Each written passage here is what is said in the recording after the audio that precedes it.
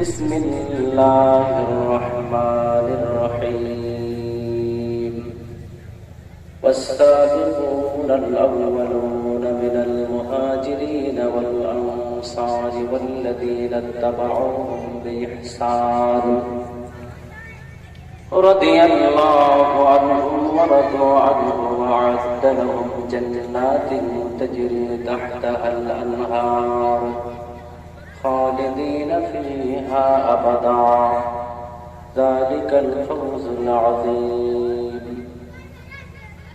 وقال النبي صلى الله عليه وسلم أصحابي كالنجوم بأيهم اقتديتم به اهتديتم فدخل الجنة.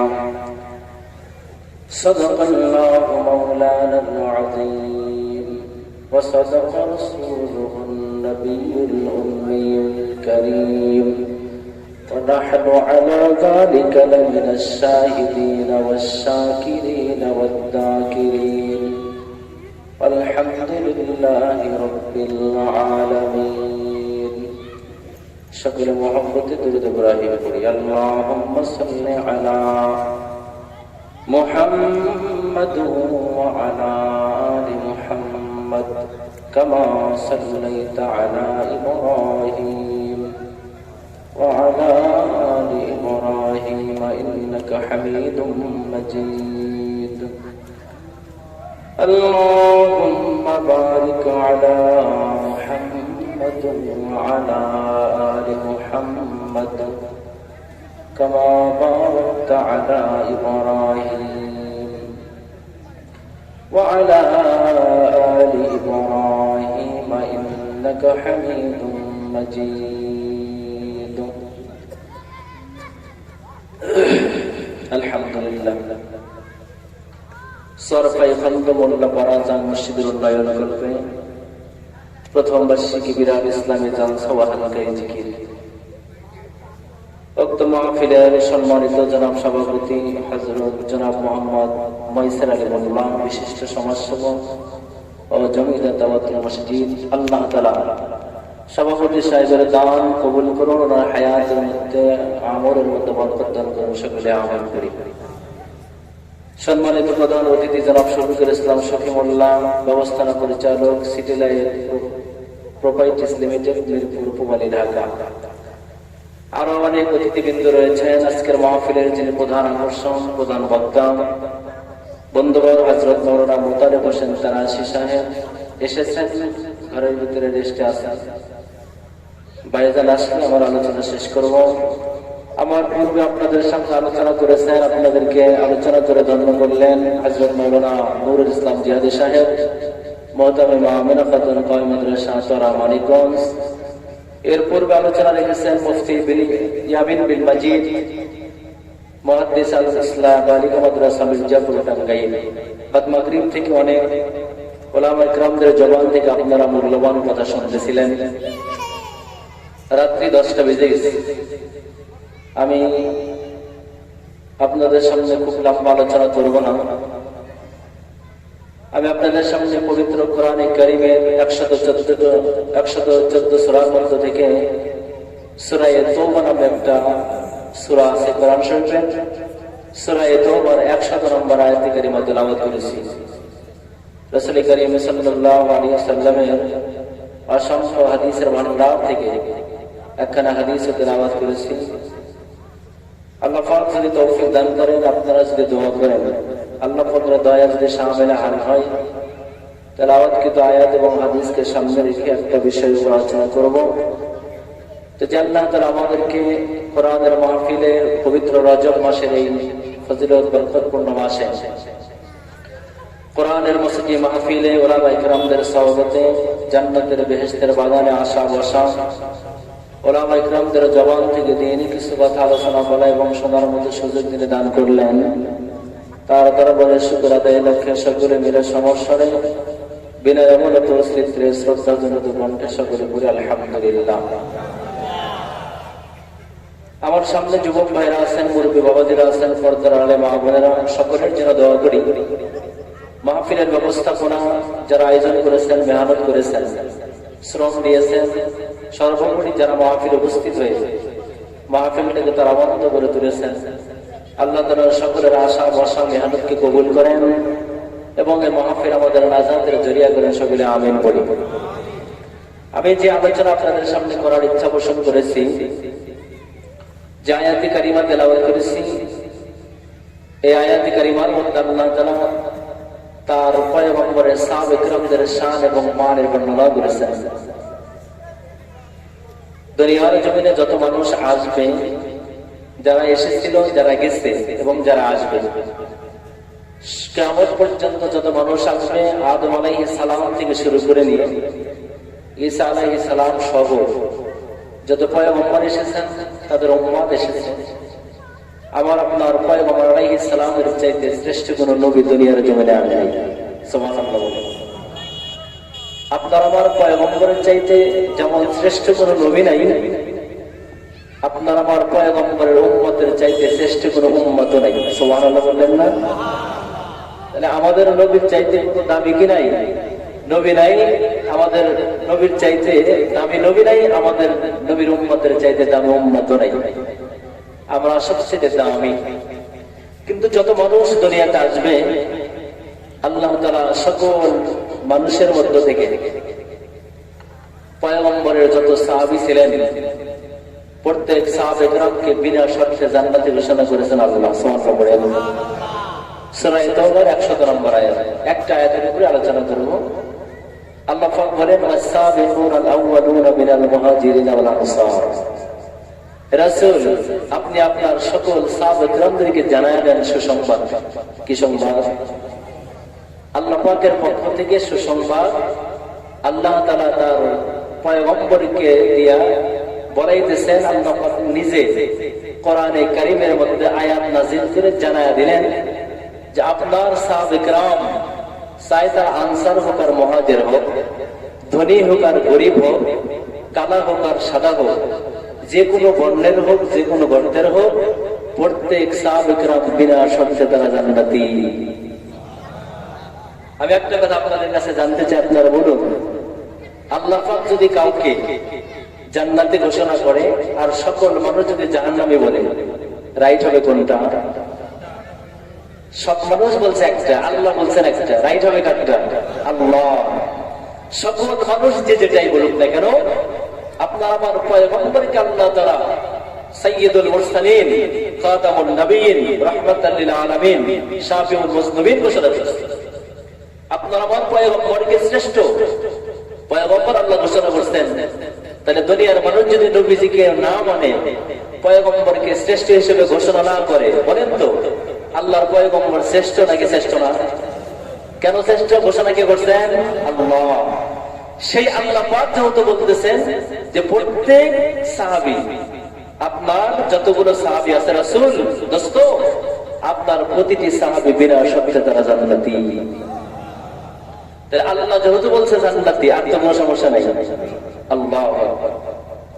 আর উম্মত আমরা যারা আছি, আমাদের ব্যাপারে আল্লাহ পাক বলেন, ওগো রাসূল, দোস্ত আমার, কিয়ামত পর্যন্ত আপনার যত উম্মত আসবে, সকল উম্মত, উম্মতানি, নারী পুরুষ, আলেম ওলামা, শিক্ষিত অশিক্ষিত এবং যে কোনো পর্যায়ে হোক না কেন, প্রত্যেকে জানায় দেন, যারা আমি আল্লাহর হুকুম এবং আপনার তরিকা আর সাহাবা ইকরামদের অনুসরণ করতে পারবে, আল্লাহ পাক জানায় দিলেন, তাদেরকে আমি আল্লাহর পক্ষ থেকে অগ্রিম জান্নাতের সুসংবাদ দিয়ে দিলাম। আমাদের কথা আল্লাহ বলছেন কি, যে যারা আমার হুকুম এবং আপনি রাসূল আপনার সুন্নাত মানবে, সাহাবা ইকরামদের অনুসরণ করবে, আল্লাহ পাক বলেন তাদের জন্য আমি আল্লাহর পক্ষ থেকে জান্নাতের অগ্রিম সুসংবাদ। আল্লাহ পাক এটা বলে ক্ষান্ত হয় নাই। আল্লাহ পাক নিজেও বলেছেন, তার রাসূলকে দিয়ে বলেলেন সাহাবীদের ব্যাপারে। কি বললেন? আল্লাহ রাসূল বলেন, আসহাবিকান নুজুম, আমার প্রতিটি সাহাবী আকাশের উজ্জ্বল তারকার মতো। সুবহানাল্লাহ। আসহাবিকান নুজুম বিআইহিম, তোমরা যদি আমার কোন সাহাবীকে মানতে পারো, ইকতাদাইতুম বিহিদাতাইতুম, তোমরা যদি আমার কোন সাহাবীকে, একজন সাহাবীকে অনুসরণ অনুকরণ করতে পারো, ফাদাখালাল জান্নাহ, রাসূল বলেন তুমি জান্নাতি। আল্লাহর পয়গম্বরের যত সাহাবী ছিলেন, প্রত্যেক সাহাবীর মধ্যে যে কোনো একজন সাহাবীকেও যদি আমরা মানতে পারি, কয়জনকে? যে কোনো একজনকে। আমি একজনকে মানলাম, আপনি একজনকে মানলেন, যাকে আপনার ভালো লাগে, যেই সাহাবীকে আপনার জীবনের মহব্বত লাগে, সেই সাহাবীর জীবনী পড়লেন, মানলেন, বাস রাসূল বলেন যে কোনো একজন সাহাবীকে মানতে পারলেই তোমরা কামিয়াবি, জান্নাতি হয়ে যাবে। কেন? বলে সাহাবে কেরাম সত্যের মাপকাঠি। সাহাবে কেরামদের দাম আর মান এত বেশি কেন? কারণ সাহাবে কেরাম নবীজি যা করতে বলেছেন, সাহাবে কেরাম কোনো প্রশ্ন করে নাই, কেন করব, কেন করব না, এটা কেন করব, এটা কেন করব না, এটা কেন করতে হবে, না করলে কি হবে, আমরা বলি না এটা? আমরা তো প্রশ্ন করি, কিন্তু সাহাবে কেরাম কোনো প্রশ্ন করেন নাই। রাসূল বলেছেন এটা করতে হবে, সাহাবে কেরাম বিনা শর্তে মেনে নিয়েছে, বিনা অবনত চিত্রে ওটাকে মেনে নিয়েছে, বাস এই জন্য সাহাবে কেরামের দাম আর মর্যাদা এত বেশি হয়েছে। সাহাবে কেরামদের নাম কত বেশি? মাটির তৈরি সাহাবারা। আমি আপনি মাটি, আগুন, বাতাস, মাটি, পানির তৈরি। আল্লাহ পাক আমাদের সৃষ্টি করেছেন আগুন, বাতাস, মাটি এবং পানি দিয়ে। সাহাবে কেরামও আগুন, বাতাস, মাটি এবং পানির সৃষ্টি ছিলেন, কিন্তু তাদের দাম আর মর্যাদা কত বেশি? এই মাটির তৈরি ফেরেশতা মানে মানুষদেরকে আল্লাহ পাকের নূরের তৈরি নিষ্পাপ ফেরেশতারাও এসে এই মাটির তৈরি সাহাবে কেরামদেরকে তালাশ করত। সুবহানাল্লাহ। আমার চরখণ্ড, চর পাইখণ্ড এলাকার যুবক বাবাজিরা, বুড়া বাবারা যারা বসে বসে বয়ান শুনতেছেন, বাজান দিলের কান্দে শুনবেন, যদি আমলের নিয়তে শুনতে পারেন, যতগুলো কথা এখানে বয়ান হবে, আলোচনা হবে, বাজান আমি আপনি যদি আমলের নিয়তে কথাগুলো মানতে পারি আর আমল করতে পারি, যদি যত সময় এখানে বসে বসে আমরা বয়ান শুনবো, বাবা আল্লাহ পাকের পক্ষ থেকে খাস রহমত সকিন আমাদের উপর বর্ষণ হইতে থাকবে। সাহাবে কেরামদের দাম আর মর্যাদা কত বেশি, তাদের মান মর্যাদা কত বেশি। আকাশের নূরের তৈরি ফেরেশতারা, যাদের জিন্দেগিতে কোনো গুনাহ নাই, গুনাহ তারা করে নাই, ফেরেশতারা গুনাহ বোঝে না, নিষ্পাপ মাসুম। আল্লাহ তাআলা ফেরেশতাদেরকে নূর দিয়ে সৃষ্টি করেছেন, মানে কি দিয়ে জোরে বলেন? ফেরেশতারা নূরের তৈরি, অথচ নূরের তৈরি ফেরেশতা আল্লাহর পয়গম্বরের সামনে বসে বসে মাটির তৈরি সাহাবে কেরামদেরকে তালাশ করতেন, প্রশংসা করতেন। সুবহানাল্লাহ পড়েন। এই যে প্রচন্ড শীত, এরকম শীতের মৌসুমে হাবিবে কিবরিয়া সরকারে দো আলম নবী মুহাম্মদুর রাসূলুল্লাহ সাল্লাল্লাহু আলাইহি ওয়াসাল্লামের কাছে চলে আসেন জিবরাইল আমিন। শীতের মৌসুম, সকালবেলা প্রচন্ড শীত। একদিন শীতের সকালবেলায় হযরত জিবরাইল আমিন চলে আসেন, আপনার আমার পয়গম্বরের সামনে বসে গেছেন। হাবিবে কিবরিয়ার সামনে বসিয়া জিবরাইল আমিন ডেকে বলেন, ইয়া রাসূলুল্লাহ, ইয়া হাবিবাল্লাহ, পয়গম্বর। গল্প করতেছেন জিবরাইল আমিন, আপনার আমার পয়গম্বরের সাথে গল্প করেন। মসজিদে নববীর সামনে বসে বসে গল্প করতেছেন জিবরাইল আমিন। এমন সময় রাস্তা দিয়ে একজন সাহাবী হেঁটে যায়। রাস্তার ডান পাশে মাথাটা চাদর দিয়ে ঢাকা, মাথাটা নিচু করে রাস্তার ডান পাশে আদবের সাথে হেঁটে যায়।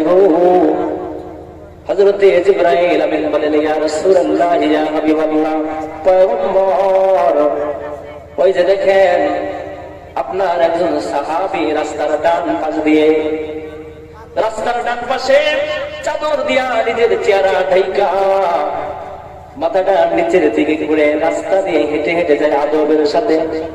ইয়া রাসূলুল্লাহ, ইয়া হাবিবাল্লাহ, পয়গম্বর, আপনার ওই লোকটা, ওই সাহাবী, ওনাকে আমি চিনি, তার নাম আমি জানি। পয়গম্বর বলেন, ভাই জিবরাইল, এটা মাটির সৃষ্টি মানুষ, তুমি আসমানের তৈরি ফেরেশতা, কেমনে নূরের তৈরি? তুমি তো নূরের সৃষ্টি ফেরেশতা, আসমানে থাকো, তুমি কেমনে আবার মাটির তৈরি সাহাবে কেরামদেরকে তুমি কেমনে চেনো? তুমি বলতেছো তার নাম জানো আর তাকে চেনো? হযরত জিবরাইল আমিন বলেন, ইয়া রাসূলুল্লাহ, ইয়া হাবিবাল্লাহ, পয়গম্বর, যে লোকটা রাস্তার ডান পাশ দিয়ে হেঁটে যাইতেছেন ওই লোকটাকে আমি চিনি, তার নাম হযরত আবু যর গিফারি রাদিয়াল্লাহু তাআলা আনহু। সুবহানাল্লাহ জোরে বলেন। হযরত জিবরাইল আমিন ডেকে বলেন, ইয়া রাসূলুল্লাহ, ইয়া হাবিবাল্লাহ, পয়গম্বর, ওটা হলো আপনার একজন বিশিষ্ট সাহাবী, তার নাম আবু যর গিফারি। আমি আপনার সাহাবী আবু যর গিফারি রাদিয়াল্লাহু তাআলা আনহুকে চিনি আর জানি, তার নাম আমি জানি। আল্লাহর পয়গম্বর আশ্চর্য হয়ে গেলেন, ডাকতে বলে, ভাই রে, তুমি নূরের তৈরি ফেরেশতা আমার মাটির তৈরি আবু যর গিফারিকে কেমনে চেনো আর জানো? হযরত জিবরাইল ডেকে বলেন, ইয়া রাসূলুল্লাহ, ইয়া হাবিবাল্লাহ, পয়গম্বর, আপনার আবু যর গিফারি আমার একজন সাহাবী। যে আবু যর গিফারিকে শুধুমাত্র কেবলমাত্র আমি জিবরাইল একাই চিনি তা নয়, পয়গম্বর, আসমানের যত নূরের তৈরি ফেরেশতা আল্লাহ পাক সৃষ্টি করেছেন প্রতিটি ফেরেশতা আপনার আবু যর গিফারিকে চেনে আর জানে। হযরত জিবরাইল ডেকে বলেন, ইয়া রাসূলুল্লাহ, ইয়া হাবিবাল্লাহ, পয়গম্বর, আপনার আবু যর গিফারি আমার একজন সাহাবী, যাকে শুধুই মাত্র আমি একা জিবরাইল চিনি তা নয়, তামাম আসমানে যত নূরের ফেরেশতা আল্লাহ বানাইছেন সকল ফেরেশতারা সবাই মিলে আপনার আবু যর গিফারিকে চেনে আর জানে, তার নামটা সবার জানা আছে। কথাটা শোনার সাথে আল্লাহর পয়গম্বর দুই চোখের পানি ছেড়ে দিছে। আল্লাহর পয়গম্বর দুই চোখের পানি ছেড়ে কান্নায় ভেঙে বসছেন। হযরত জিবরাইল আমিন বলেন, ইয়া রাসূলুল্লাহ, ইয়া হাবিবাল্লাহ, পয়গম্বর, আমার কোন কথায় আঘাত পেয়ে আপনি কাঁদেন নাকি? পয়গম্বর, আপনি কাঁদেন কেন? কাঁদতেছেন?